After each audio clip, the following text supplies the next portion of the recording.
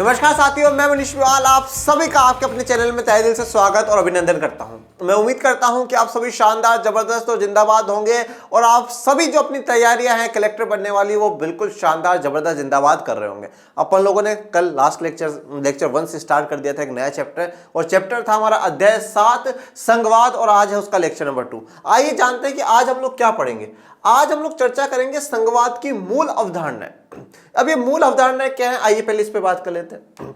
संघवाद की मूल अवधारणाएं, कल लास्ट लेक्चर में मैंने ये डिस्कस आप लोगों से करा था कि सर संघवाद एक्चुअल में क्या होता है, संघवाद क्या है, भारत कौन सी व्यवस्थाओं में आता है, संघीय व्यवस्थाओं में आता है या नहीं आता। तो के.एम. मुंशी जी, बाबा साहब अम्बेडकर, इनके विचारों से अपन लोगों ने जाना था कि भारत एक संघीय देश है।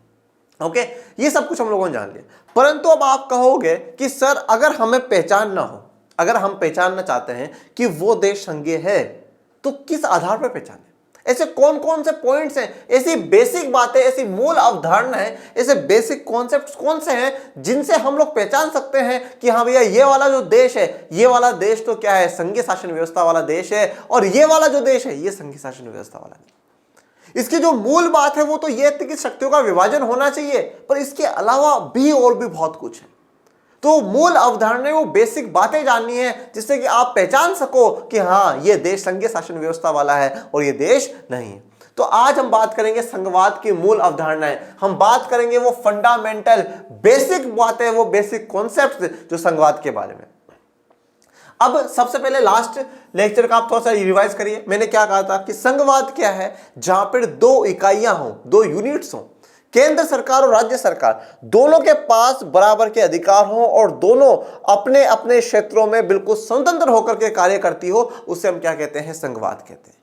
और संघवाद का सीधा सा अर्थ अपन ने निकाल लिया, सेंट्रल गवर्नमेंट होगी और स्टेट गवर्नमेंट होगी और दोनों मस्त तरीके से काम करेंगे। और ये जो काम का जो वर्णन होगा वो कहां पर होगा, कॉन्स्टिट्यूशन में होगा, संविधान में होगा। संविधान में लिखा हुआ होगा कि केंद्र सरकार ये काम करेगी, राज्य सरकार ये काम करेगी, बस कंप्लीट हो गया। फिर संघवाद चल जाएगा, संघवाद मतलब बस संविधान में लिखने के बाद बस क्या संघवाद सक्सेसफुल हो जाएगा कि संविधान ने मेंशन कर दिया कि हमारा देश संघीय शासन व्यवस्था वाला देश है, हमारा देश में केंद्र सरकार और राज्य सरकारें होंगी, सिर्फ और सिर्फ लिखने से इनफ है क्या? नहीं। हाँ, संविधान, संघवाद को संविधान ने अपनाया, ये एक मुख्य बात है। संविधान कहीं ना कहीं संघीय शासन व्यवस्था का आधार है, परंतु सिर्फ और सिर्फ संविधान में लिखे होने से ही संघीय शासन व्यवस्था सफल हो ऐसा नहीं है। यह बिल्कुल एक वैसा उदाहरण है बच्चों, ठीक है। बहुत से बच्चे ऐसे हैं जो टाइम टेबल बनाते हैं, अभी तो शायद आप लोगों ने नहीं बना रखा, आपने 10th में बनाया होगा, आप 12th में बनाओगे, और सुबह कल से 5 बजे उठ जाऊंगा, ऐसा पढ़ूंगा, ऐसे पढ़ूंगी, ये करूंगा, वो करूंगी, मतलब बहुत गजब का टाइम टेबल बनाया, पेपर पे पूरा लिख लिया, सुबह 5 से लेके रात के 11 बजे तक का पूरा टाइम टेबल लिख लिया। ये जो टाइम टेबल आपने लिखा है ये जरूरी है, क्योंकि बिकॉज ऑफ दैट ये आधार है आपका। परंतु अगर इसको आप ना मानो, अगर इसको आप मानो ही ना, अगर आप इसको अपने जीवन में अमल ही ना करो, अगर आप इसको इंप्लीमेंट ही नहीं करो, तो मुझे एक बात बताओ, ये टाइम टेबल किसी काम का है क्या? बिल्कुल भी नहीं। टाइम टेबल बनाना एक पहली प्रक्रिया है, पहला स्टेप है, पहला प्रोसेस है, ये जरूरी है। परंतु उस टाइम टेबल को मानना, उस टाइम टेबल को बनाने से भी ज्यादा जरूरी है। तो मानना बहुत जरूरी है। अगर आप उस टाइम टेबल को नहीं मानोगे तो बेकार है वो टाइम टेबल। इसी प्रकार से बात आती है संघवाद की। तो संघवाद का कॉन्स्टिट्यूशन में, संविधान में लिखा हुआ होना जरूरी है, ये बेसिक बात है, कंपलसरी है। परंतु उसको मानना, उसको एक्सेप्ट करना, उसको फॉलो करना, उसको जीवन में उतारना, ये लिखे हुए होने से ज्यादा जरूरी है। आज हम ऐसे कुछ देशों की चर्चा करेंगे, विशेष करके मैं बात करूंगा आज सोवियत संघ की, यूएसएसआर की, उस सोवियत संघ की चर्चा करेंगे जहां पर भी संविधान में हो सकता है कि संघीय शासन की बात हो रही हो, बात होती हो कनाडा की होती हो, बात आप देखते हैं अलग अलग देशों में संघीय शासन व्यवस्था वाली बातें होती हो, परंतु वहां पर उनका विखंडन हो गया है, वो टूट चुके हैं, क्योंकि वहां पे लोगों ने माना नहीं, राजनीतिक दलों ने नहीं माना। केंद्र सरकार बार बार में जा करके क्या है, जो राज्य सरकार उनको परेशान करती है, दुखी करती है, और खड़ा ये तो हमारी पावर है। तो लड़ाइयां होंगी वहां पे, ठीक है। केंद्र सरकार के बीच में, राज्य सरकार के बीच में, अलग अलग समूह के बीच में क्या होती है, लड़ाई होंगी, डिशुम उनका बिल्कुल चलता रहता है। तो यहाँ पे संविधान में लिखा हुआ होना एक जरूरी है, परंतु उसको मानना, उसको एक्सेप्ट करना उससे भी ज्यादा जरूरी है। तो आज हम एक बार यूएसएसआर जो है, सोवियत संघ जिसे कहा गया, उसकी चर्चा कर लेते हैं। ये सोवियत संघ की जो चर्चा है अपन लोगों ने चैप्टर 1 में भी करी थी, इसी किताब के चैप्टर 1 में भी करी थी, क्योंकि वहां पर भी सोवियत संघ का नाम आया था। देखिए सोवियत संघ आप सभी को पता है कि 15 राष्ट्रों से मिलकर करके एक पूरा एक ग्रुप बनाया गया, पूरा एक जो है ग्रुप बना लिया गया। और इन 15 राष्ट्रों का क्या हुआ कि 1991 में आकर के 1991 में आकर के विघटन हो जाता है। धीरे धीरे जो शुरुआत है वो 1989 से ही हो जाएगी, ठीक है। और 1989 से पहले भी मैं कहूं तो 1985 से ही हो जाती है, क्योंकि 1985 में मिखाइल गोर्बाचेव वहां के बिल्कुल शासन अध्यक्ष बन जाते हैं। और वो सोवियत संघ को ये अच्छा नहीं लगता उनको कि भाई किसी पे राज करना, शासन करना, तो उन्होंने सबको बोल दिया आप आजाद होते जाइए। तो 89 से धीरे धीरे क्या वो टूटना शुरू हो जाता है, सब अलग हो जाते हैं, ठीक है। तो वहां पे जो 15 है वो अलग राष्ट्र आपको देखने को मिलते हैं सोवियत संघ में। अब ये हुआ क्यों यहाँ पे सोवियत संघ में से? क्योंकि सोवियत संघ में सारी की सारी जो पावर थी वो किसके पास थी? कम्युनिस्ट पार्टी के हाथ में थी। वहां की जो कम्युनिस्ट पार्टी है, साम्यवादी दल है, उसके पास थी। कोई दूसरी पार्टी हो नहीं सकती, कोई चुनाव नहीं लड़ सकते हैं, सब कुछ इनके हिसाब से चलता था। तो लगता ही नहीं था लोकतंत्र है, कि सब कुछ ऐसा लग रहा है जैसे तानाशाही चल रही है। लगता ही नहीं था कि लोकतंत्र, बिल्कुल तानाशाही जैसा महसूस हो रहा है। और फिर धीरे धीरे ये जो अलग अलग राष्ट्र सोवियत संघ से जाकर के जुड़े थे, इन्होंने भाई साहब अब तो उनको गुस्सा आने लगा, बोला ये क्या है। और इन सोवियत संघ के 15 राष्ट्रों में सबसे जो पावरफुल था वो था रूस, जिसे हम रशिया कहते हैं, हिंदी में रूस कहते हैं। बहुत पावरफुल था ये रूस, अपनी संस्कृति सब पे थोप रहा है, तो मेरी बात मानो, मेरी बात मानो, मेरे हिसाब से चलो। तो सबने बोला भाई तुम अपनी बात मानो, हम तो जा रहे हैं, अलग हो रहे हैं। तो यहाँ पे संघवाद जो है, फेडरलिज्म जो है ना, संविधान में लिखे होने से ज्यादा जरूरी है कि उसको केंद्र और राज्य आपसी विश्वास के साथ, पूरे सम्मान के साथ उसको माने, उसको एक्सेप्ट करे। तो आइए जानते हैं कि क्या कहानी है सोवियत संघ की। सोवियत संघ विश्व की एक महाशक्ति था, नो डाउट, ये बिल्कुल सत्य बात है। सोवियत संघ पूरी दुनिया में एक महाशक्ति के रूप में उभरा है। जब द्वितीय विश्व युद्ध हुआ ना, सेकेंड जब वर्ल्ड वॉर हुआ, उस आप कह सकते हैं कि फर्स्ट वर्ल्ड वॉर से सेकेंड वर्ल्ड वॉर के बीच में, अगर मैं कहूं कि भाई 1914 से 1918, 1914 से 1918 तक प्रथम विश्व युद्ध चला, और 1939 से 1945 तक द्वितीय विश्व युद्ध चला। 17 में ही वो बाहर हो गया था, 1917 में बाहर हो गया था। और 1939 तक आते आते अगर मैं कहूं इन 20 से 22 सालों में, अगर पहले प्रथम विश्व युद्ध के एंडिंग की मैं बात करूं, सोवियत संघ बिल्कुल बर्बाद हो चुका था। उस समय तो सिर्फ और सिर्फ रूस था, रशिया ही था, बिल्कुल बर्बाद हो चुका था। पर इन 20 से 22 साल में सोवियत संघ का गठन करना और सोवियत संघ को एक महाशक्ति बनाना, ये एक बहुत बड़ी बात। 20 से 22 सेकेंड वर्ल्ड वॉर जब स्टार्ट हुआ, ब्रिटेन के प्रधानमंत्री, अमेरिका का राष्ट्रपति, यहां का जो प्रधान होता है सोवियत संघ का, कौन था? स्टालिन था उस समय प्रधान। उस स्टालिन के साथ मीटिंग करता है। अब आप सोचिए, दुनिया के जो सबसे 2 ताकतवर देश थे, ब्रिटेन और अमेरिका, वो आपके प्रधान के साथ मीटिंग कर रहे हैं। इसका मतलब ये हो गया कि आपका लेवल अब बढ़ चुका है। तो सोवियत संघ पूरी दुनिया में महाशक्ति के रूप में उभरा। और इसके साथ साथ मैं ये भी कहना चाहूंगा कि समाजवाद का अगर कोई प्रतीक था, अगर समाजवाद को कोई आगे ले जाने वाला कोई था, तो सिर्फ और सिर्फ सोवियत संघ ही था। परंतु 1989 के बाद वह अनेक स्वतंत्र देशों में क्या हो गया? बट गया। कितने में बटा? टोटल 15 देशों में सोवियत संघ जो है वो बढ़ जाता है। और फाइनली हम मानते हैं कि 25 दिसंबर 1991 को क्या है कि इनका जो है दी एंड हो जाता है, सारे राष्ट्र बन जाते हैं। और 25 दिसंबर 1991 को मिखाइल गोर्बाचेव इस्तीफा दे देंगे, और इस्तीफा देने से यहां पे सोवियत संघ का विघटन मान लिया जाता है। ओके, और इसके साथ ही शीत युद्ध भी खत्म हो जाता है, शीत युद्ध भी समाप्त हो जाता है। और 1945 में जब द्वितीय विश्व युद्ध खत्म हुआ था, तब पूरी दुनिया में 2 शक्तियां उभर करके आई, पहली अमेरिका और दूसरी सोवियत संघ। ब्रिटेन भी कमजोर पड़ चुका था तब तक। अमेरिका और सोवियत संघ, अब इन दोनों के बीच में, अमेरिका और सोवियत संघ के बीच में डिशुम चल रहा था, ठीक है। नहीं हम पावरफुल, अमेरिका बोले नहीं हम पावरफुल, सोवियत संघ बोले नहीं हम पावरफुल, दोनों के बीच में चल रहा था। परंतु 1991 में जब सोवियत संघ टूट जाता है, तो ये पता चल जाता है पूरी दुनिया को कि अमेरिका ही सबसे ज्यादा पावरफुल है।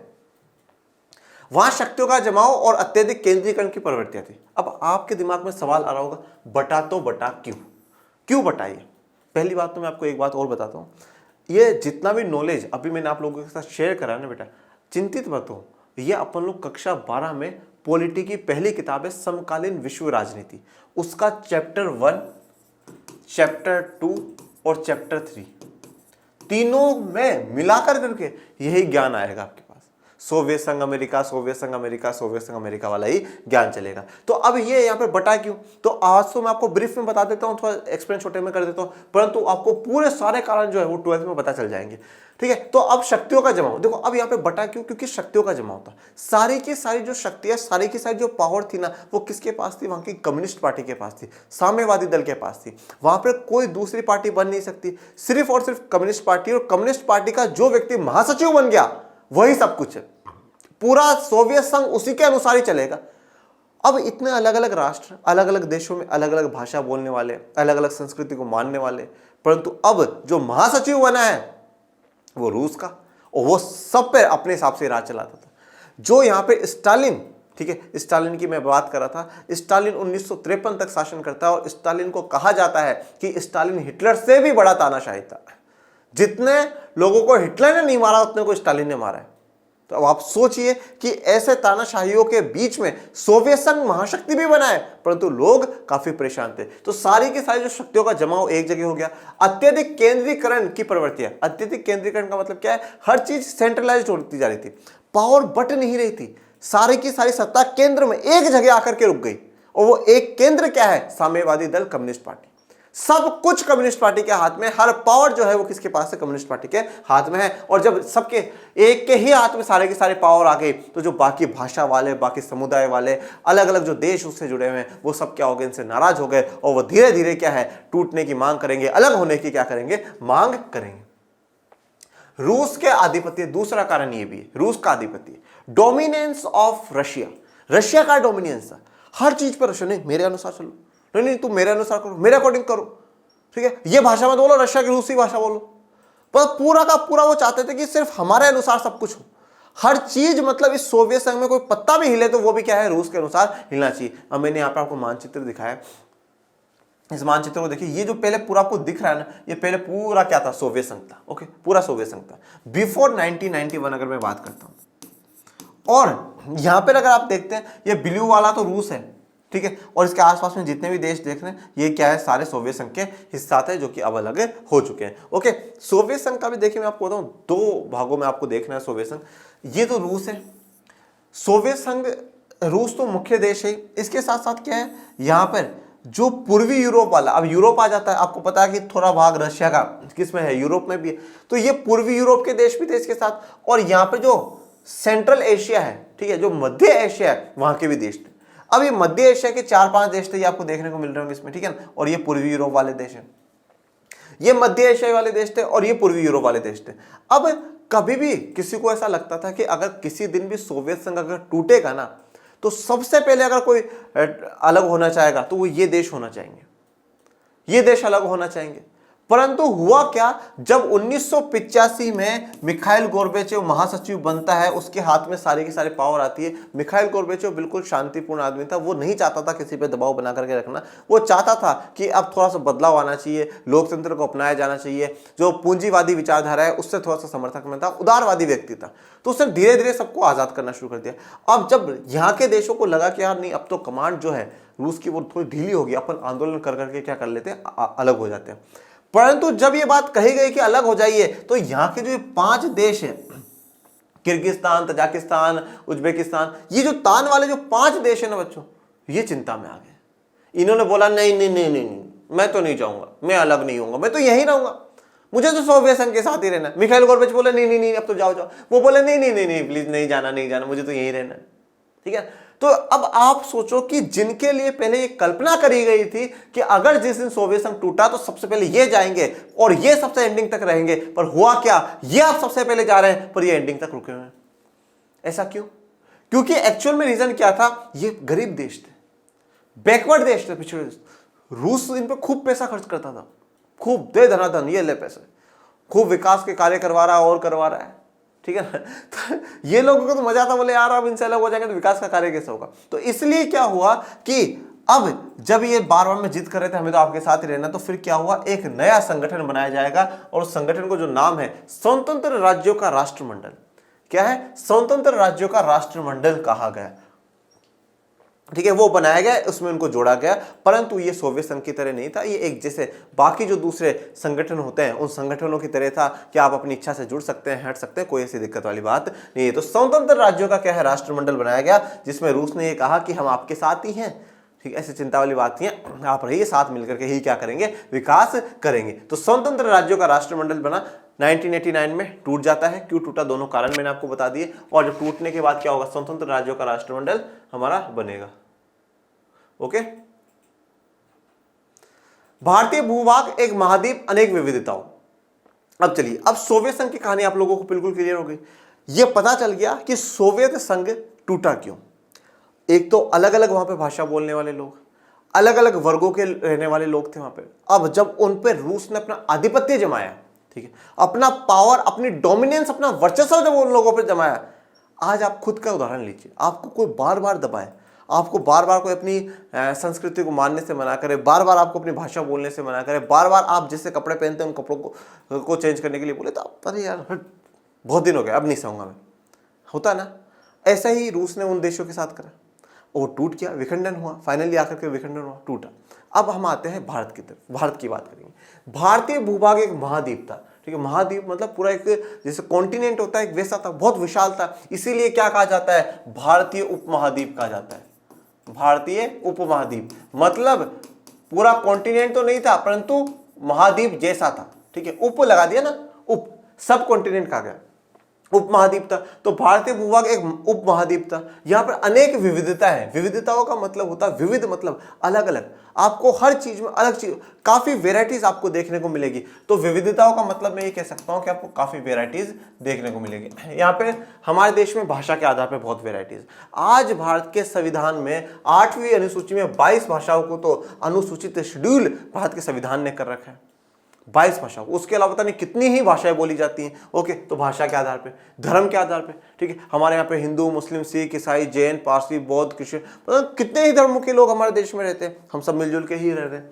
इसके अलावा आप करोड़ों आदिवासी आप देखेंगे कि भारत के ऐसे बहुत से हिस्से हैं जहाँ पे अलग अलग जो आदिवासी समुदाय हैं वो रह रहे हैं। तो करोड़ों आदिवासी जो है आज हमारे देश में रह रहे हैं। इन विविधताओं के बावजूद हम एक साझी जमीन पर रहते हैं और हमारा एक साझा इतिहास है। अब देखिए, इतनी भाषा होने के बाद, इतने धर्म होने के बाद, इतने अलग अलग कल्चर, संस्कृति होने के बाद बावजूद भी हम सब एक साझी जमीन पर रहते हैं। हम सभी भारत में रह रहे हैं और हम सबका एक साझा इतिहास है, हम सबकी एक कॉमन हिस्ट्री है। हम सबका जो इतिहास है वो एक कॉमन है ना भाई। अंग्रेजों से जब अत्याचार अंग्रेज कर रहे थे तो अंग्रेज ये देख करके नहीं करते ये हिंदी बोलने वाले इसको ज्यादा मारो, ये दूसरी भाषा बोलने वाले इसको कम मारो, या इस धर्म का इसको ज्यादा इसको कम नहीं, या ये यहाँ का आदिवासी है यहाँ का नहीं। उन्होंने अत्याचार सब पे करा है। हमारा इतिहास जो है, हमारा जो गौरव का इतिहास है वो भी साझा है, वो भी सेम है। और जो हमारा अंग्रेजों जैसे जो बेकार इतिहास रहा वो भी क्या है, हमारा साझा है, कॉमन है। ठीक है, तो हम इतनी विविधताओं के बावजूद, इतनी वेराइटीज के बावजूद भी हम लोग क्या है, एक जमीन पर हम लोग रहते हैं, एक साझा इतिहास हम लोग शेयर कर रहे हैं। इसीलिए क्या कहा गया है, विविधता में एकता, विविधता में एकता। और अगर इसका सबसे बढ़िया उदाहरण आपको देखना हो ना, मैं आपको एक उदाहरण बताता हूं। आप बात करते हैं आजादी की। जब आजादी का आंदोलन चल रहा था ना, तो उस आजादी के आंदोलन में, ठीक है, सभी जाति के लोग भी थे, सभी भाषा के लोग भी थे, सभी धर्मों के लोग भी थे, अलग अलग संस्कृति, अलग अलग क्षेत्रों से आए हुए लोग भी थे।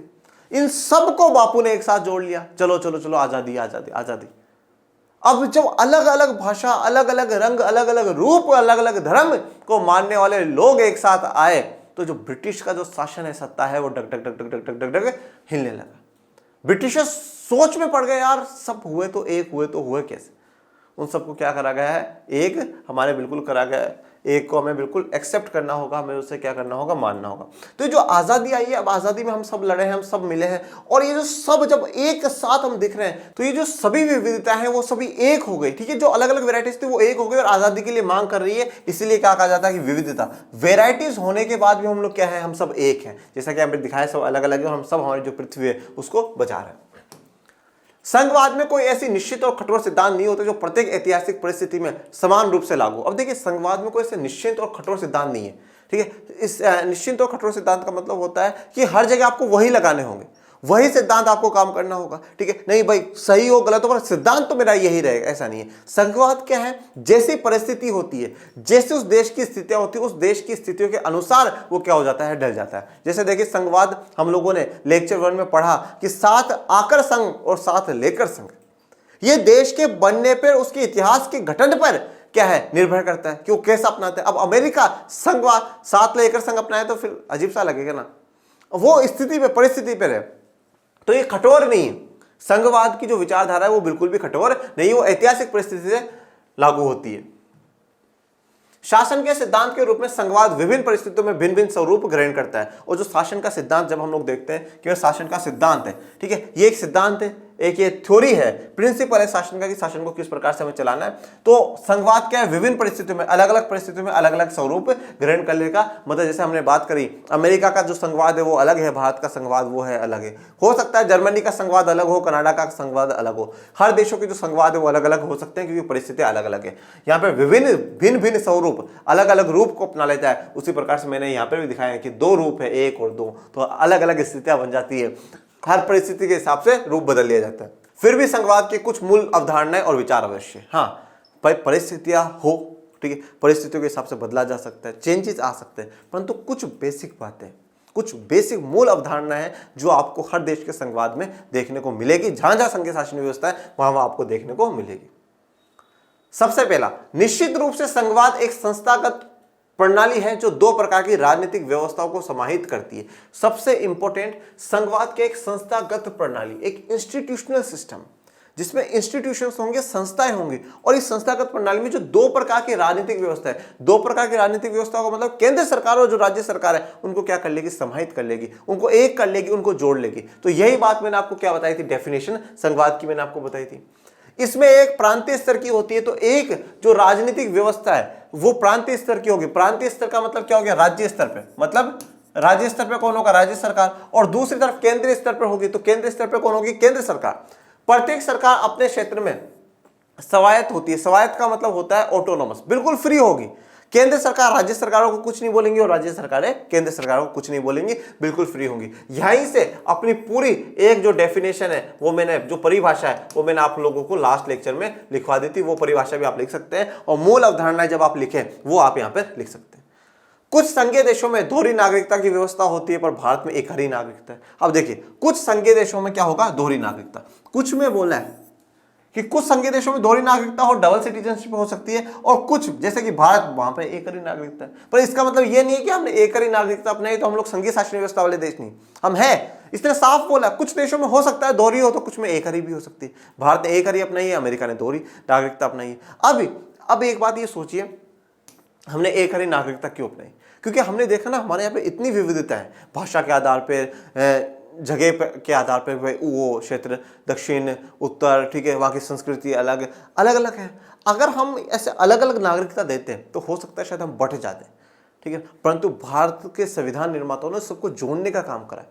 आप किसी भी क्षेत्र से आते हो, आप किसी भी जाति से आते हो, आप किसी भी वर्ग, किसी भी धर्म से आते हो, परंतु आप सबको एक हो जाना है। किस नाम पे? भारतीय के नाम पे, कि हम इंडियंस हैं। इंडियंस के नाम पे एक हो जाना, क्योंकि ये जो नागरिकता आपको मिली हुई है वो इंडिया की मिली हुई है। आपको राजस्थान, केरला, तमिलनाडु, यूपी, बिहार की नहीं, आपको नागरिकता हमने इंडिया की दी है। इसलिए आप सबसे पहले क्या हो, आप इंडियन हो, आप भारतीय हो। इस प्रकार लोगों की दोहरी पहचान और निष्ठा होती है, वे अपने क्षेत्र के भी होते हैं और राष्ट्र के भी होते हैं। तो हमारी 2 पहचान है। जैसे मैं बोलूँ भाई मैं राजस्थानी भी हूँ और मैं भारतीय भी हूँ, भाई हमारी अलग अलग पहचानें हो सकती है, जाति के आधार पे, धर्म के आधार पे, भाषा के आधार पे, रंग रूप के आधार पे, काम धंधे के हिसाब से, क्षेत्र के हिसाब से, परंतु अगर ये जितने भी जो हमारी आइडेंटिटीज है, ये हमारी पहचान है, ये सारी के सारी पहचान एक पहचान से नीचे रहनी चाहिए, और वो है भारतीय। हमारी सारी पहचान अपनी जगह, पर जब भी बात आए भारतीय होने की तो सबसे पहले सबसे ऊपर कौन सी पहचान आनी चाहिए? भारतीय आनी चाहिए। जैसे कि डॉक्टर अंबेडकर कहा करते थे कि we are Indians firstly and lastly, हम सबसे पहले और अंत में क्या है? भारतीय। सबसे पहले और अंत में हमें क्या बनना है? भारतीय बनना है। हमारा क्षेत्र, हमारी जाति, हमारा धर्म, वो सब क्या है? बाद में होना चाहिए। सबसे पहले जो हो वो क्या हो? भारतीय हम होने चाहिए। तो हमारा एक क्षेत्र की भी पहचान होती है, राष्ट्र के आधार की भी पहचान होती है, हमारी पहचानें जो है अनेक होती है।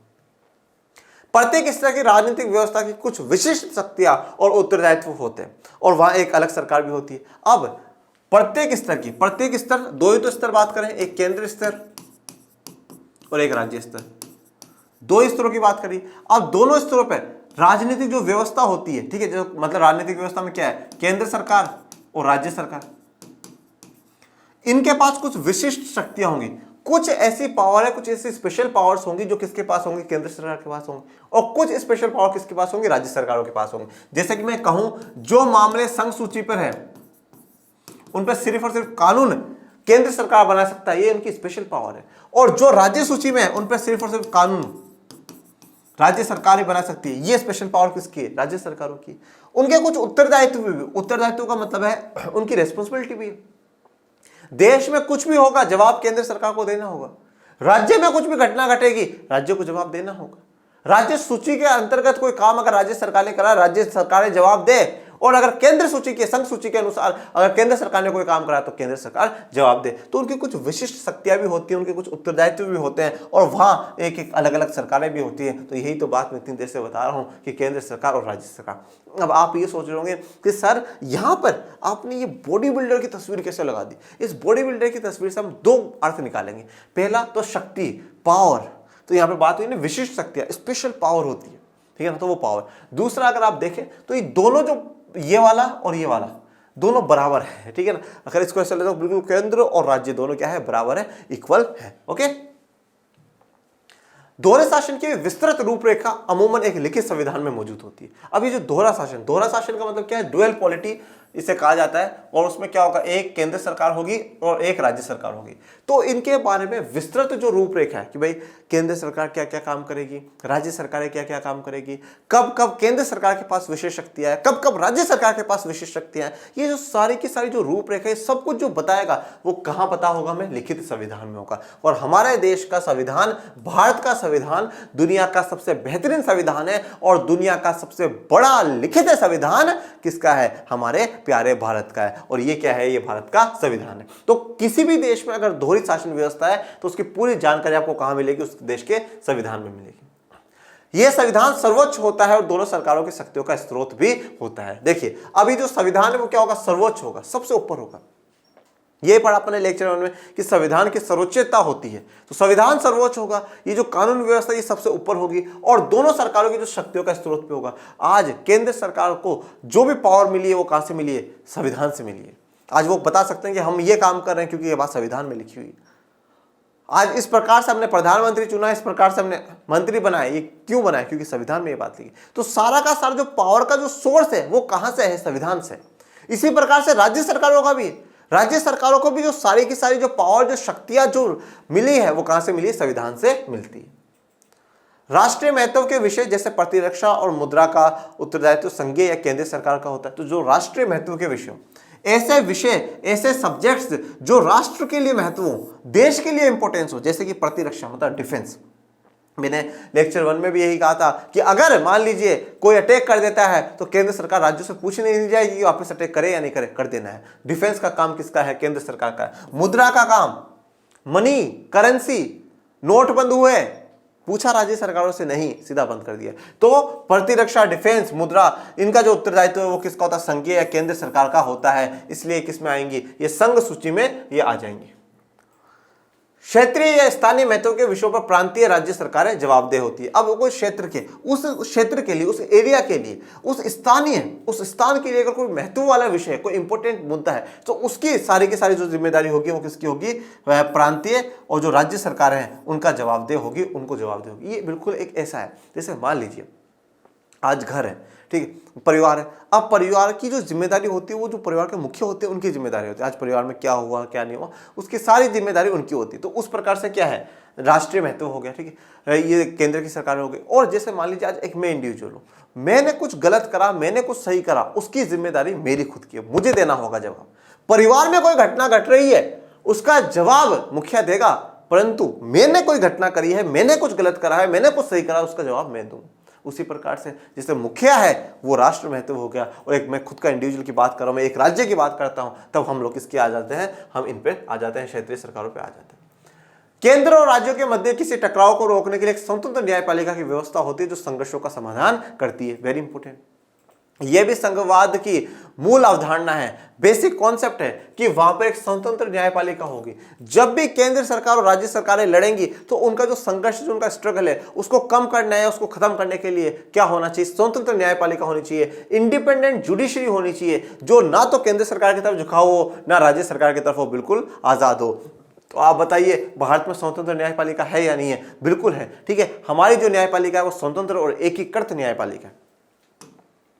न्यायपालिका को केंद्रीय सरकार और राज्यों के बीच शक्ति के बंटवारे के संबंध में उठने वाले कानूनी विवादों को हल करने का अधिकार होता है। अब न्यायपालिका को क्या है? केंद्रीय सरकार और राज्यों के बीच में, जो केंद्र की सरकार है और राज्य की सरकार है, उनके बीच में जो शक्ति का बंटवारा करा गया है, शक्ति का बंटवारा करा गया है कि ये काम केंद्र सरकारें करेंगी, ये काम राज्य सरकारें करेंगी। तो जो शक्ति का, जो पावर का डिवीजन करा गया है, उस डिवीजन को लेकर के अगर कभी भी कोई भी कानूनी विवाद उठ जाता है, अगर कोई भी कभी भी कानूनी विवाद अगर उठ जाता है, तो उसको हल करने का, उस विवाद को सोल्व करने का अधिकार किसके पास है? न्यायपालिका के पास होता है। और हमारे देश में किसके पास है? न्यायपालिका के पास है। न्यायपालिका में किसके पास है? सुप्रीम कोर्ट, सर्वोच्च न्यायालय के पास है, उच्चतम न्यायालय है, उसके पास होगा। क्या कि राज्य और केंद्र सरकार के बीच में अगर कोई भी विवाद होता है तो उसको हल करने की जिम्मेदारी किसकी है? सुप्रीम कोर्ट की होगी। और यहां पर एक बात और ध्यान दीजिएगा कि संविधान की जो व्याख्या करने का अधिकार है वो किसको है? न्यायपालिका को है। सुप्रीम कोर्ट को ही है, तो सुप्रीम कोर्ट संविधान की व्याख्या भी कर सकता है। उसी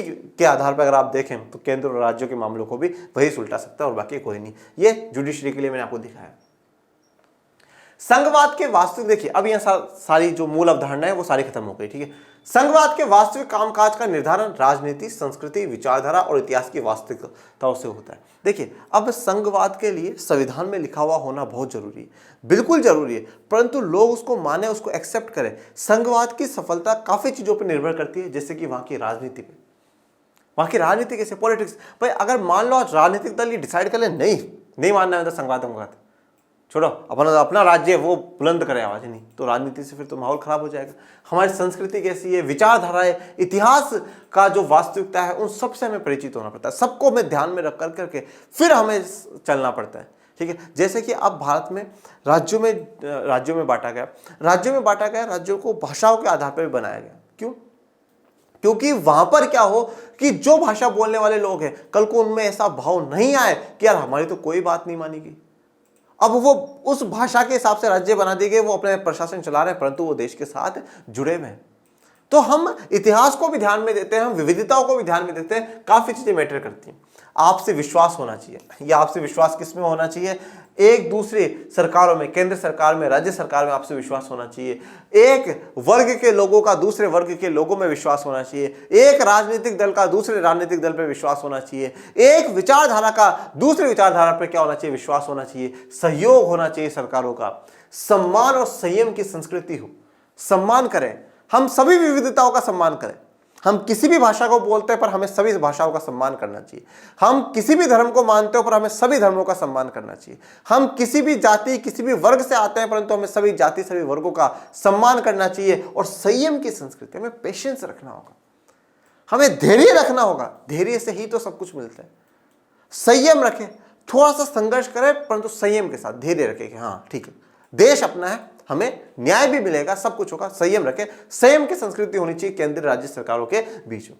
तो संघवाद का कामकाज आसानी से क्या है? चलता रहता है। संघवाद क्या है? केंद्र सरकार, राज्य सरकार क्या, बिल्कुल ऐसे हाथ मिला लेंगे, ओके, एक होकर के काम करेंगे।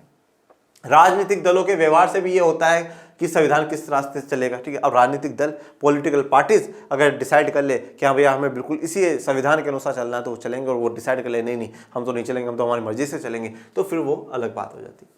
यदि कोई इकाई, कोई प्रांत, कोई भाषाई समुदाय या विचारधारा पूरे संघ पर हावी हो जाए तो दबदबा कायम करने वाली ताकत के साथ जो इकाइयां या लोग नहीं है उनमें विरोध पनपता है।